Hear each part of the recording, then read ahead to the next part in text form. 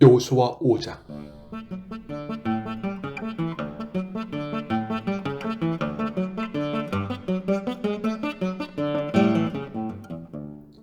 이처럼 여호와께서는 이스라엘 사람들이 강을 건널 때까지 요단강을 마르게 하셨습니다.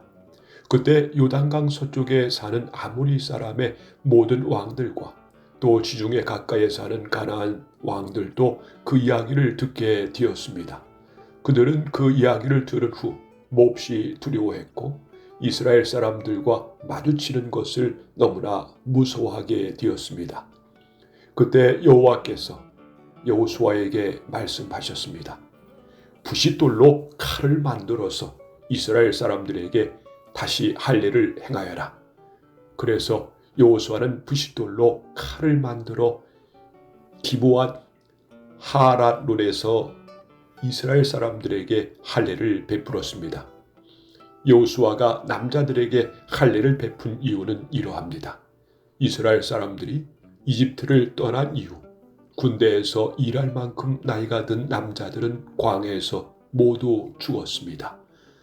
이집트에서 나온 남자들은 할례를 받았으나 광야에서 태어난 많은 아이들은 할례를 받지 않았습니다.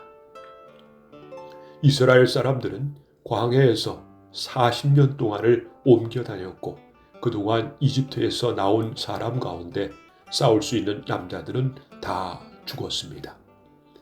그것은 그들이 여호와께 순종하지 않았기 때문입니다. 그래서 주께서는 그들이 가나안 땅을 볼 수 없을 것이라고 말씀하셨습니다. 그 땅은 여호와께서 그들의 조상들에게 주기로 약속하셨던 땅이었고 젖과 꿀이 흐르는 비옥한 땅이었습니다. 마침내 그들의 자손들이 그 땅을 차지하게 되었으나 광야에서 태어난 자손들 중에는 할례를 받은 사람이 하나도 없었기 때문에 여호수아는 그들에게 할례를 베풀었습니다. 할례를 받은 모든 이스라엘 사람들은 상처가 아물 때까지 그들의 진에 머물러 있었습니다. 그때 여호와께서 여호수아에게 말씀하셨습니다. 너희는 이집트에서 노예로 있으면서 부끄러움을 당했다. 그러나 오늘날 내가 그 부끄러움을 없애버리겠다. 그래서 여호수아는 그곳의 이름을 길갈이라고 불렀고 지금까지도 길갈이라는 이름으로 불리고 있습니다.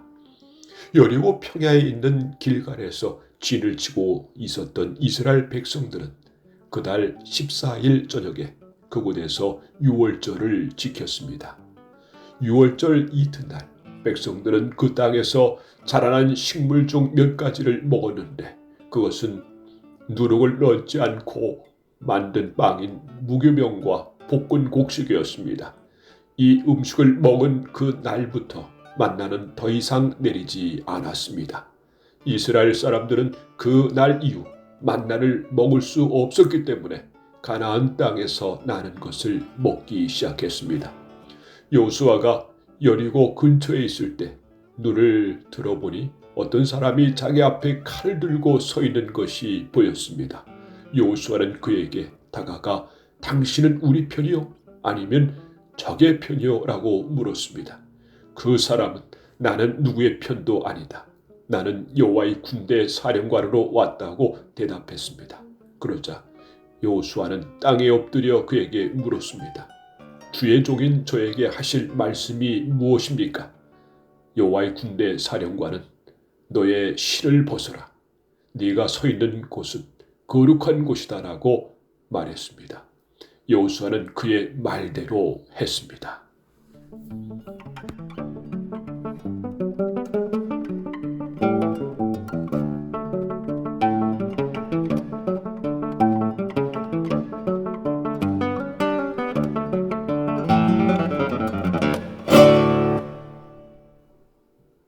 여호수아 6장.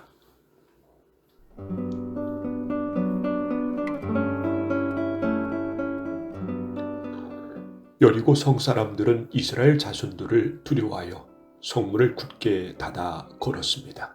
아무도 성 안으로 드나들지 못했습니다. 그때 여호와께서 여호수아에게 말씀하셨습니다. 보아라, 내가 여리고를 너에게 주겠다. 여리고의 왕과 그 모든 군인들도 너에게 줄 것이니 하루에 한 번씩 여리고 성을 너의 군대와 함께 행군하며 돌아라. 그 일을 6일 동안 하여라. 제사장 7명에게 순양의 뿔로 만든 나팔을 가지고 언약궤 앞에서 행군하라고 말하여라. 7일째 되는 날에는 성을 7바퀴 돌며 제사장들에게 나팔을 불라고 말하여라. 제사장들이 한 번 길게 나팔을 불면 백성들에게 나팔 소리를 듣고 크게 고함을 치라고 말하여라. 그리하면 여리고의 성벽이 무너질 것이다. 그때 백성들은 곧장 앞으로 쳐들어 가거라. 그리하여 눈의 아들 여호수아는 제사장들을 불러 모아 말했습니다. 여호와의 언약궤를 나르시오. 제사장 7명은 나팔을 들고 그 언약궤 앞에서 행군하시오. 그리고 여호수아는 백성들에게 명령했습니다. 자, 가시오. 성 둘레를 도시오. 무기를 든 군인들은 여호와의 궤 앞에서 행군하시오. 여호수아가 백성들에게 말하기를 마치자 나팔을 가진 7명의 제사장들이 여호와 앞에서 행군하기 시작했고 행군과 동시에 나팔을 불기 시작했습니다. 그 뒤에는 여호와의 언약궤를 든 제사장들이 뒤따랐고 무기들을 든 군인들은 제사장들 앞에서 행군하였습니다. 또 언약궤 뒤에도 무기를 든 군인들이 뒤따랐습니다. 그들은 각기 자기의 나팔을 불었습니다. 그러나 여호수아는 백성들에게 고함을 지르지 말라고 했습니다. 소리내지 마시오. 내가 명령을 내리기 전까지는 아무 말도 하지 마시오. 내가 명령을 내리면 그때 고함을 지르시오. 이처럼 여호수아는 백성들에게 여호와의 궤를 메고 성 둘레를 한 바퀴 돌게 하였습니다. 그리고 나서 그들은 진으로 뒤돌아와 하룻밤을 지냈습니다. 이튿날 여호수아는 아침 일찍 일어났습니다. 제사장들은 여호와의 궤를 다시 메었고 제사장 7명은 7나팔을 들었습니다. 그들은 여호와의 언약궤 앞에서 행군하면서 각기 나팔을 불었습니다. 무기를 든 군인들은 제사장들 앞에서 행군했고 다른 군인들은 여호와의 언약궤 뒤에서 걸었습니다. 행군하는 동안 제사장들은 계속해서 나팔을 불었습니다. 이처럼 두 번째 날에도 그들은 성둘레를 한 바퀴 돌고 나서 진으로 뒤돌아왔습니다. 그들은 이 일을 6일 동안 날마다 했습니다. 7일째 되는 날 그들은 새벽에 일어났습니다. 그리고 성둘레를 7번 돌았습니다. 그들은 전과 같은 방법으로 성둘레를 돌았지만 성을 7바퀴 돌기는 그날이 처음이었습니다.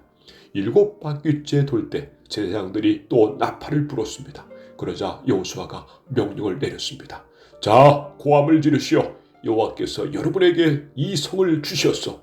성과 성 안에 있는 모든 것은 다 여호와께 바치는 것이므로 모두 없애시오. 다만 기생 라합과 그의 집에 있는 사람들은 모두 살려주어야 하오. 이는 라합이 우리에게 보낸 2명의 정탐꾼을 숨겨주었기 때문이요. 절품 중 어떤 것도 가지지 마시오. 이것은 이미 여호와께 바쳐진 것이므로 모두 없애버리시오. 그중 어떤 것이라도 취하여 진으로 가지고 돌아오면 그것 때문에 이스라엘 백성에게 재앙이 내릴 것이요. 모든 금과 은과 구리와 새로 만든 것은 여호와께 속한 것이니 그것들은 여호와의 창고에 넣어 두어야 하오. 제사장들이 나팔을 불고 백성들은 고함을 질렀습니다. 백성이 나팔 소리를 듣고 고함을 치자 성벽이 무너졌습니다. 그러자 모든 사람들이 성 안으로 곧장 쳐들어갔습니다. 이렇게 하여 이스라엘 사람들은 여리고를 차지했습니다. 이스라엘 사람들은 성 안에 살아있는 모든 것을 다 죽였습니다. 그들은 남자와 여자, 젊은이와 노인을 죽였습니다. 그들은 소와 양 그리고 나귀들을 죽였습니다. 여호수아가 그 땅을 청탐하러 갔던 2사람에게 말했습니다. 그 기생의 집으로 가서 그 여자를 밖으로 나오게 하시오. 그리고 그 여자와 함께 있는 모든 사람을 밖으로 나오게 해서 당신들이 그 여자에게 약속한 대로 하시오.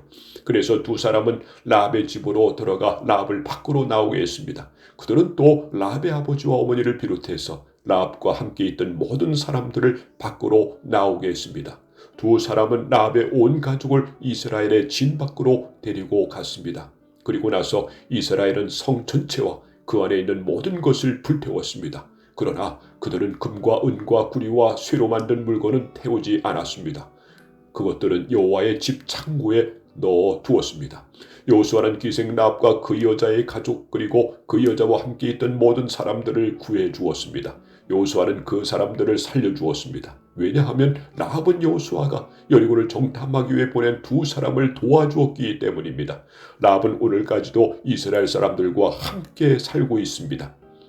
그 후에 여호수아는 이렇게 경고했습니다. 누구든지 이 여리고 성을 다시 지으려 하는 사람은 여호와의 저주 때문에 벌을 받을 것이다. 이 성의 기초를 놓는 사람은 맏아들을 잃어버릴 것이고 이 성의 문을 세우는 사람은 막내 아들을 잃어버릴 것이다. 이처럼 여호와께서는 여호수아와 함께 하셨습니다. 또 여호수아는 온 땅 위에 유명한 사람이 되었습니다.